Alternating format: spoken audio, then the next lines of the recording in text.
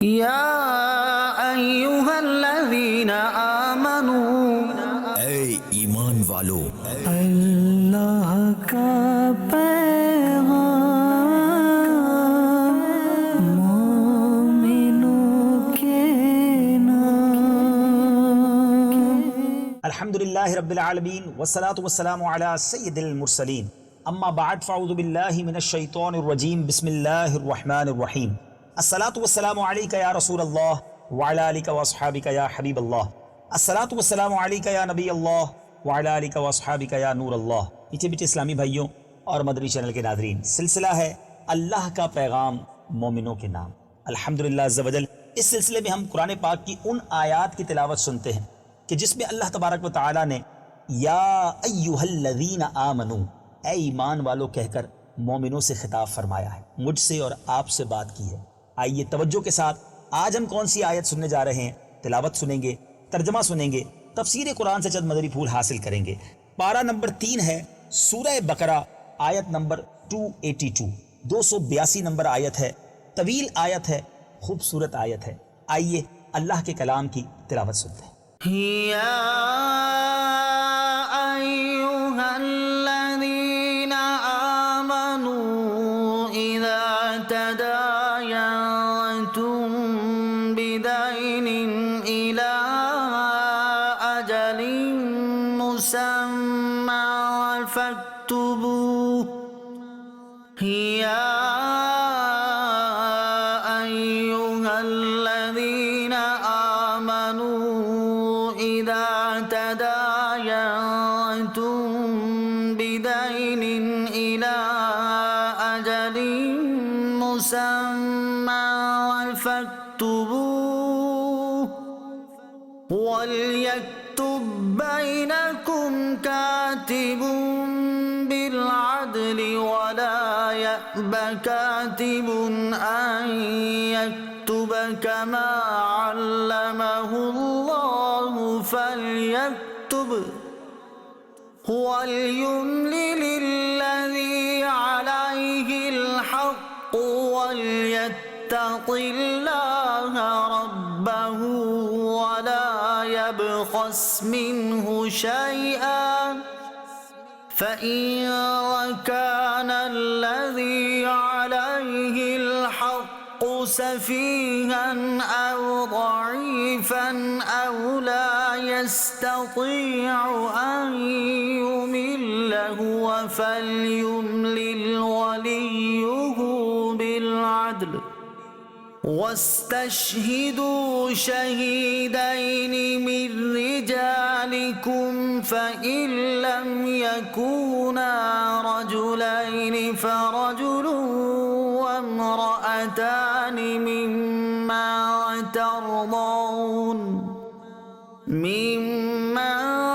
تَرْضَوْنَ مِنَ الشُّهَدَاءِ أَنْ تَضِلَّ إِحْدَاهُمَا فَتُذَكِّرَ إِحْدَاهُمَا الْأُخْرَى، وَلَا يَأْبَ الشُّهَدَاءُ إِذَا مَا دُعُوا وَلَا تَسْأَمُوا أَن تَكْتُبُوهُ صَغِيرًا أَوْ كَبِيرًا إِلَى أَجَلِهِ، ذَلِكُمْ أَقْسَطُ عِندَ اللَّهِ وَأَقْوَمُ لِلشَّهَادَةِ وَأَدْنَىٰ أَلَّا تَرْتَابُوا إِلَّا أَن تَكُونَ تِجَارَةً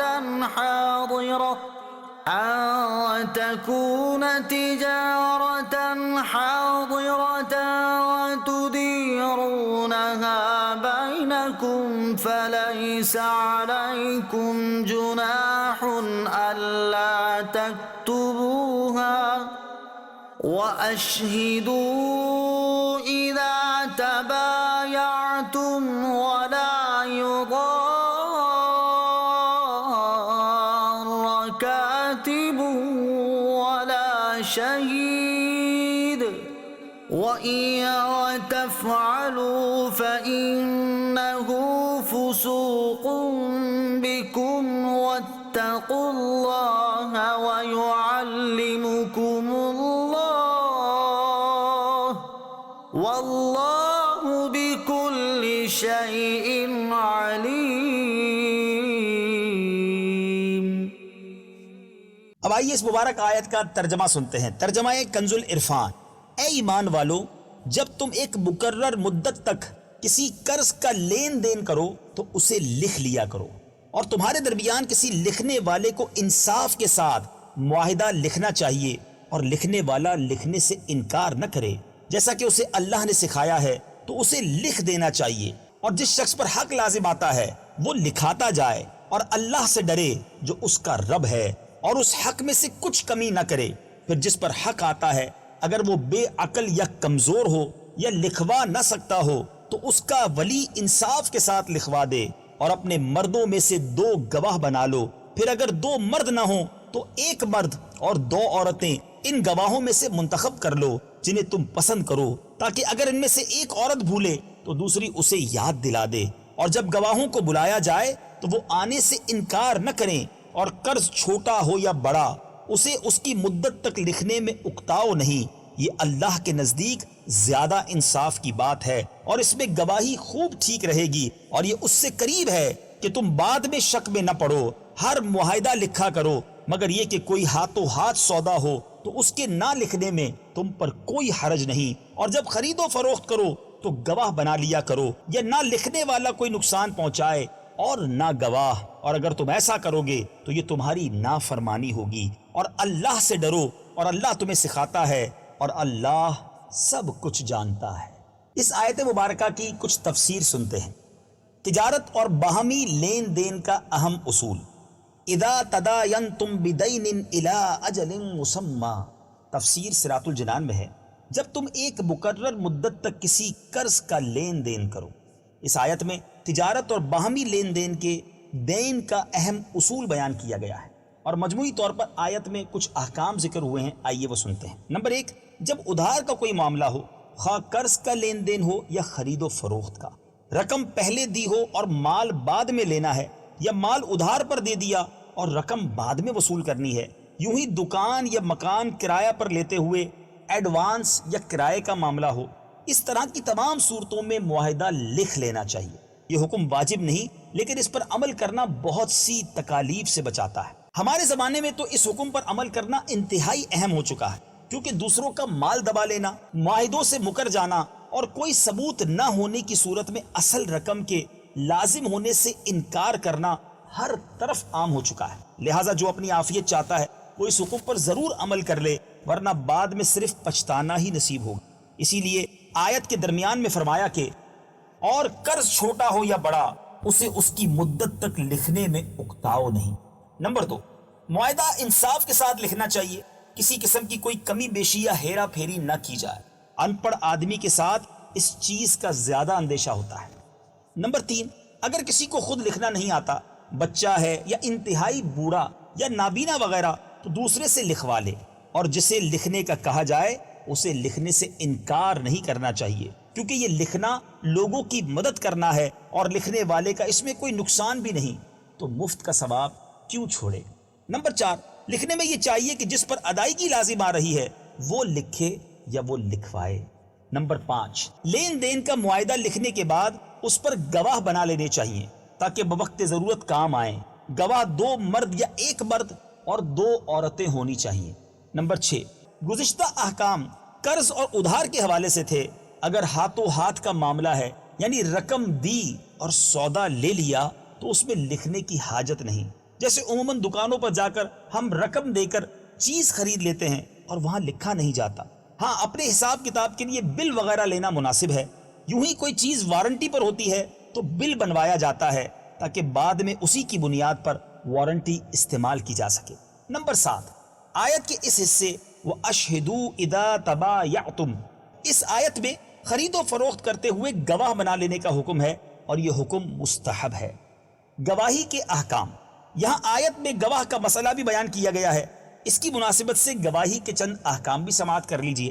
نمبر 1، گواہ کے لیے آزاد، عاقل، بالغ اور مسلمان ہونا شرط ہے۔ کفار کی گواہی صرف کفار کے لیے ہی مقبول ہے۔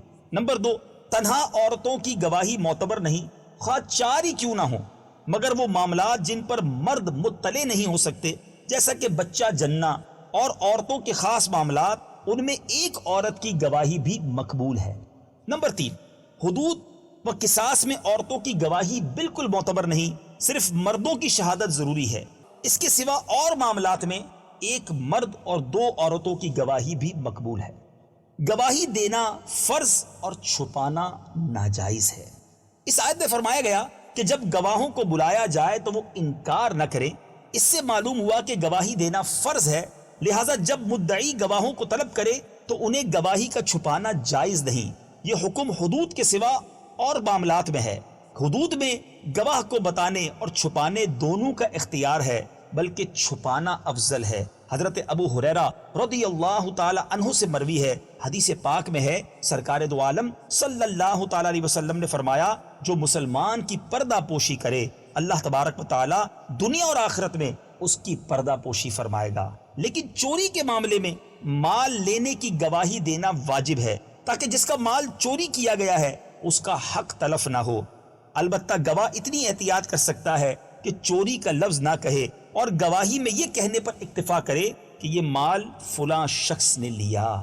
مفسر شہیر حکیم الامت حضرت مفتی احمد یار خان نعیمی رحمۃ اللہ تعالی علیہ نے اس آیت مبارکہ سے حاصل ہونے والے فوائد بیان فرمائے ہیں، جن میں سے چند یہ ہیں۔ نمبر 1، حلال کمائی حاصل کرنا اور مال کی حفاظت اور اسے بربادی سے بچانا بہت ضروری ہے، کہ مال سے تقوی حاصل ہوتا ہے، اسی لیے رب تعالیٰ نے اس کا بہت سختی سے حکم دیا اور اس کے متعلق بہت آیتیں نازل فرمائیں۔ امام کفال فرماتے ہیں کہ قرآن کے اکثر احکام مختصر عبارتوں میں ہیں، مگر حفاظت مال کی یہ آیت سب سے بڑی آیت ہے۔ نمبر 2، بہتر یہ ہے کہ کاتب عاقدین کے درمیان بیٹھے، یعنی جو 2 سودا کرنے والے یا معاملہ کرنے والے ہیں ان کے درمیان جو لکھنے والا ہے یعنی کاتب بیٹھے، تاکہ دونوں کی بات بخوبی سن سکے، بلکہ ایک کی غیر موجودگی میں دستاویز ہرگز نہ لکھے۔ نمبر 3، بہتر یہ ہے کہ کاتب مسائل شریعہ جاننے والا اور متقی پرہیزگار ہو۔ کبیر نے فرمایا کہ کاتب فقیہ ہونا چاہیے۔ نمبر 4، ضروری یہ ہے کہ دستاویز کی عبارت نہایت صاف اور واضح ہو، جس میں آئندہ جھگڑا نہ ہو سکے۔ بعض لوگ صد کو چند اور چند کو صد بنا لیتے ہیں۔ اگر 100 لکھنا ہے تو حروف میں لکھے اور یوں لکھے کہ 100 روپیہ جس کا نصف 50 روپیہ ہوتا ہے، کسی قسم کی چیٹنگ نہ کی جا سکے۔